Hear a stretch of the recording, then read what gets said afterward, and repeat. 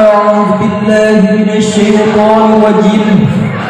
بسم الله الرحمن الرحيم. السلام عليكم ورحمة الله تعالى وبركاته.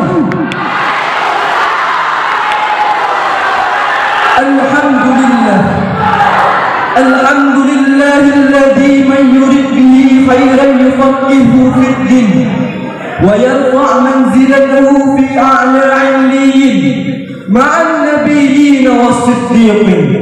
هو أكرم الأكرمين. علم بالقلم علم الإنسان ما لم يعلم. وأشهد أن لا إله إلا الله وحده لا شريك له الرحمن الرحيم. علم القرآن وخلق الإنسان وعلمه البيان. وأشهد أن سيدنا ونبينا محمدا عبده ورسوله أنزل عليه الكتاب والحكمة وعلمه ما لم يكن يعلم وكان فضل الله عليه عظيما. فاللهم صل وسلم وبارك على سيدنا ونبينا محمد وعلى آله وصحبه أجمعين وعلى من تبعهم بإحسان إلى يوم الدين. Amma ba'du. Yang pertama-tama di awal perjumpaan ini, marilah sama-sama kita lantunkan puji dan syukur kehadirat Allah Subhanahu wa taala, yang mana oleh Allah telah memberikan kita bermacam-macam nikmat. Antara lain adalah nikmat iman dan nikmat Islam. Salawat berkemakan salam kita hadiahkan kepada penghulu besar kita, yakni Nabi Muhammad sallallahu alaihi wasallam, serta kepada al dan sahabat, dan kepada ulama mutaqaddimin, ulama mutaakhirin, dan ulama yang muktabar yang ada di dunia ini. Saya selaku santri patutlah menuturkan kata-kata ta'zim yang sea'la-a'lanya kepada Rais Ma'had Tarbiyah Islamiyah Dayah Darul Ulum Al-Fatah, yakni Al-Mukarram Baba dan Al-Mukarramah Bunda beserta keluarga yang tercinta. Kita doakan semoga selalu berada dalam lindungan Allah. Amin, amin ya rabbal alamin. Penghormatan saya kepada seluruh dewan guru, kepada seluruh santri, dan yang terkhususnya kepada hadirin jamaah pendengar yang dirahmati Allah. Hadirin ma'asyiral muslimin rahimakumullah. Seperti yang kita ketahui, pada hakikatnya setiap insan yang ada di dunia ini pasti memiliki ilmu. Walau ilmu yang dimilikinya hanyalah sebesar biji zarrah, asalkan ilmu tersebut bermanfaat baik bagi dirinya, apalagi bagi masyarakat. Oleh karena demikian, inilah yang akan menjadi pembicaraan kita pada malam yang berbahagia ini, yakni ilmu pengetahuan menuju kebahagiaan. Hadirin ma'asyiral muslimin rahimakumullah. Menuntut ilmu adalah kewajiban bagi umat Islam. Allah Subhanahu wa taala dan Nabi Muhammad sallallahu alaihi wasallam menyuruh umatnya untuk menuntut ilmu. Rasulullah bersabda, "Talabul ilmi faridatun 'ala kulli muslimin wa muslimatin." Menuntut ilmu itu wajib atas orang Islam laki-laki dan perempuan. Dalam menuntut ilmu, seseorang harus dilandasi dengan niat, dikarenakan setiap pekerjaan itu laksana patuh dan nyawanya adalah niat yang ikhlas. Rasulullah bersabda, "Innamal a'malu binniyat." Sesungguhnya setiap amal disertai dengan niat. Adapun arti ikhlas adalah mengerjakan sesuatu hanya karena Allah, dan jikalau mengerjakan sesuatu hanya mengharap pujian dari manusia, hal ini disebut dengan riya, dan dilarang beramal dengan riya dan tidak akan diberinya pahala oleh Allah. Maka dalam menuntut ilmu, tunjukkanlah dalam hati kita bahwasanya kita belajar karena menjunjung perintah Allah dan Rasulnya. Ingatlah perkataan syair, fayalah huswana talibihi linaili fadlin minal ibad. Alangkah ruginya para penuntut ilmu yang mengharap pujian dari manusia. Maka bersihkanlah niat di setiap pekerjaan agar terlaksana baik maksud dan tujuan. Hadirin ma'asyiral muslimin rahimakumullah, syurga seseorang dapat diraih sesuai dengan apa yang dituntutnya, sebagaimana perkataan Ali bin Abi Thalib radhiyallahu anhu, man kana fi talabil ilmi kanatil jannatu fi talabihi wa man kana fi talabil ma'siyati kanatin naru fi talabihi.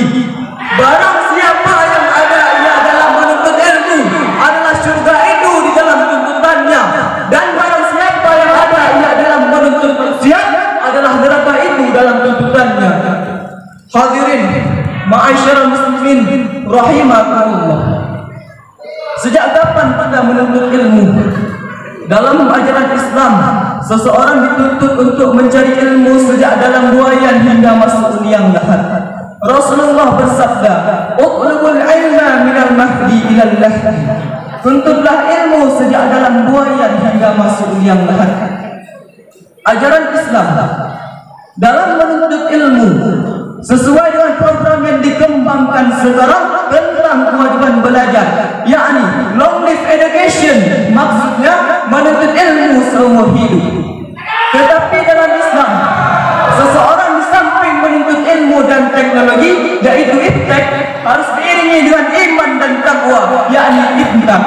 Dikarenakan dengan ilmu pengetahuan saja seseorang dapat menjadi bebas sehingga membuat dia sesat. Namun ilmu pengetahuan yang diiringi oleh iman dan takwa, insya Allah akan bermanfaat baik bagi dirinya maupun bagi masyarakat. Hadirin ma'asyiral muslimin rahimakumullah, mengapa kita menuntut ilmu? Apa gunanya menuntut ilmu? Menuntut ilmu merupakan ibadah. Orang yang menuntut ilmu akan mendapatkan pahala dari Allah, dan perbuatannya termasuk berjuang di jalan Allah. Jika mati maka mati syahid. Rasulullah bersabda, "Man kharaja fi talabil ilmi fa huwa fi sabilillah hatta yarji'a." Siapa yang keluar menuntut ilmu, berarti dia berjuang di jalan Allah sampai dia pulang ke rumahnya. Ilmu adalah sebuah perhiasan yang sangat berharga yang harus kita jaga dengan sebaik-baiknya. Sebagaimana perkataan Syekh Muhammad bin Husain bin Abdullah dalam kitab Ta'alim Muta'allim, beliau berkata, "Ta'allam fa innal ilma zainul yahdi." Tuntutlah ilmu karena sesungguhnya ilmu itu hiasan bagi ahlinya. Orang-orang yang menuntut ilmu, siman-siman yang menuntut ilmu akan diangkat derajatnya oleh Allah Subhanahu wa taala, sebagaimana firman-Nya dalam Al-Qur'an surah Al-Mujadalah ayat 11 yang berbunyi, "Yarfa'illahu alladhina amanu minkum wallazina utul ilma darajat." Allah akan meninggikan derajat-derajat orang yang beriman dan berilmu beberapa derajat. Hadirin ma'asyiral muslimin rahimakumullah, kita menuntut ilmu agar pandai, agar tak bisa ditipu orang, agar mengetahui yang mana yang batin, yang mana yang zahir, yang mana yang halal, yang mana yang haram, yang mana yang benar, yang mana yang salah. Namun ilmu tanpa amalan bagaikan sebuah pohon yang sangat indah tetapi tiada berbuah, tidak ada manfaatnya. Kita juga menuntut ilmu agar dapat memimpin bangsa dan negara ini dengan baik.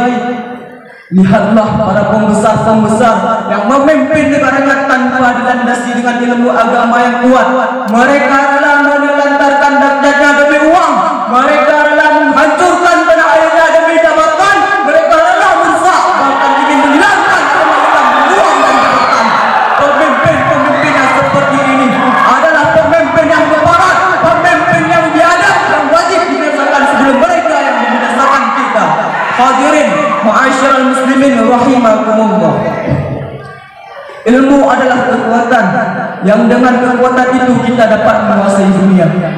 Lihatlah negara-negara yang telah memiliki teknologi tinggi, seperti Amerika, Jepang, Jerman, dan lain-lain. Dengan sebab mereka menguasai ilmu dan teknologi, mereka dapat menguasai dunia.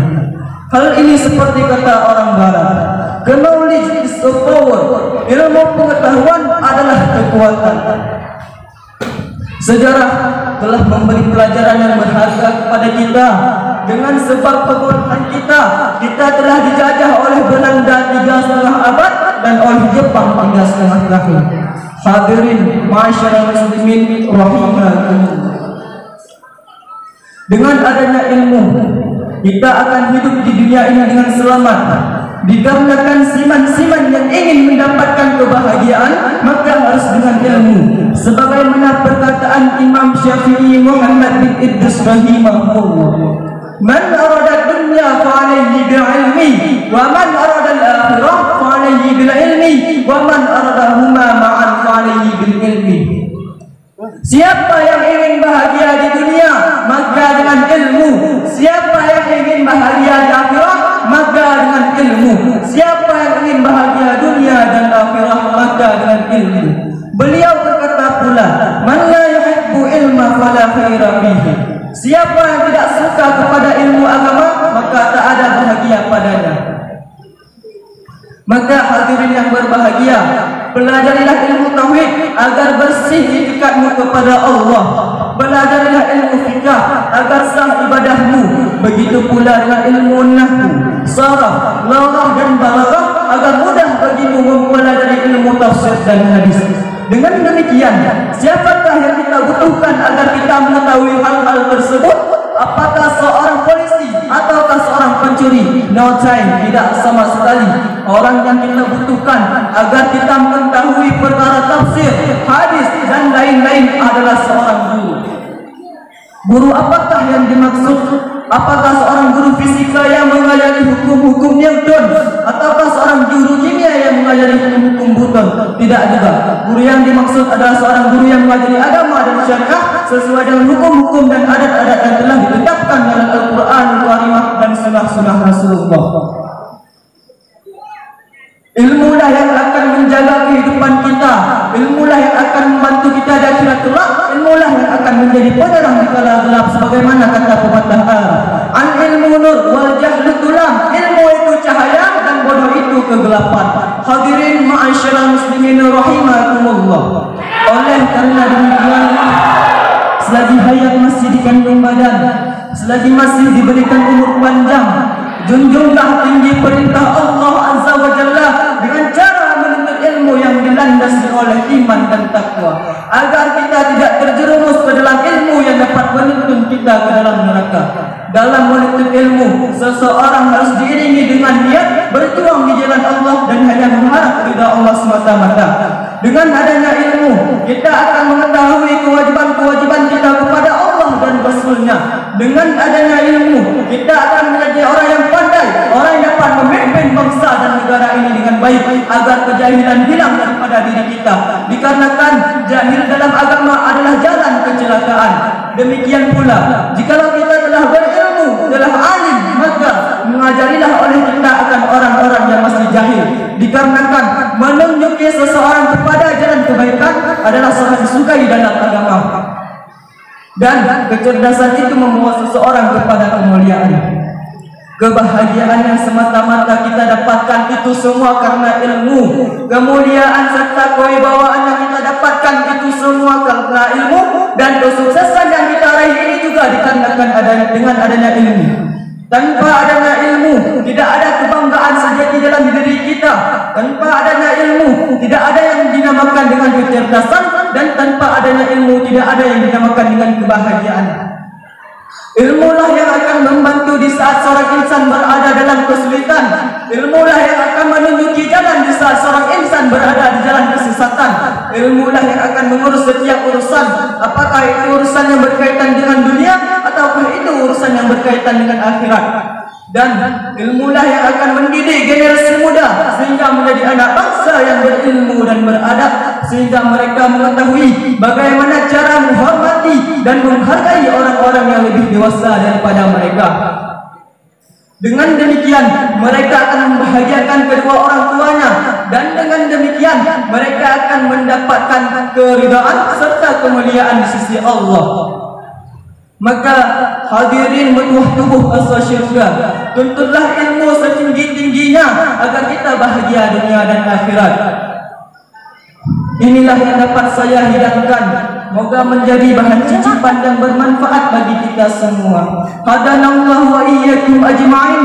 Wassalamu alaikum warahmatullahi taala wabarakatuh. Waalaikumsalam warahmatullahi wabarakatuh. Yang barusan meninggalkan pentas adalah Tengku Rizki Maulana bin Khairul Rizal, berasal dari Desa Hagu Timur, Kecamatan Banda Taksi, Banda Sakti, Kota Lok Sumawa. Semangat penyampaiannya yang begitu berapi-api, penampilannya Pak Sultan Padang Pasir yang rela mengarungi kerasnya badai demi kelangsungan perjalanan dakwah, mengingatkan kita pada sebuah drama kuno tentang beratnya perjuangan menaklukkan Bukit Tengkorak yang dibintangi oleh Bari Prima.